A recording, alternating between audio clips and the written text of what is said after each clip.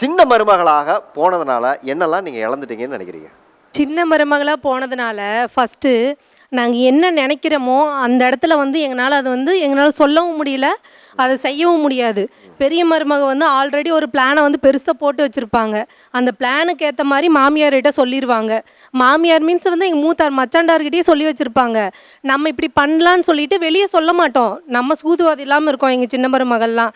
நாங்கள் யதார்த்தமாக சரிம்மா நம்ம இப்படி பண்ணிடலாம். ஒரு சூதுவாதி கிடையாது. சூதுவாதே கிடையாது சார் எங்களுக்கெல்லாம். நாங்கள் மூஞ்சிக்கு நேரம் சொல்லிடுவோம் ஆமாம் இல்லை அப்படின்ட்டு. பெரிய மருமக அப்படியெல்லாம் இல்லை சார். மாமியார்கிட்ட நல்லா பேசுவாங்க அத்தை அத்தைன்ட்டு.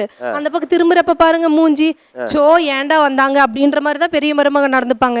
இத்தனை பேர் சொல்றாங்கல்ல, நாங்க வந்து மாமியார் ஸ்தானத்துல இருக்கோம், நாங்க அப்படி பண்றோம், நாங்க அவங்கள வந்து நல்லா பாத்துக்கிறோம். இதுல எத்தனை பேர் சார் மாமியார் மாமனாரை கூட வச்சு பாத்துக்கிறாங்க? இங்க எத்தனை பேர் சின்ன மருமகள் மாமனார் மாமியாரை வச்சு பாத்துக்கிறீங்க?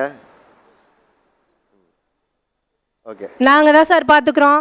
நாங்க தான் செல்லமாவும் பார்த்துப்போம், உரிமையோடயும் இருப்போம். எங்க மாமியார் மாமனாரும் எங்ககிட்ட உரிமையோடு இருப்பாங்க.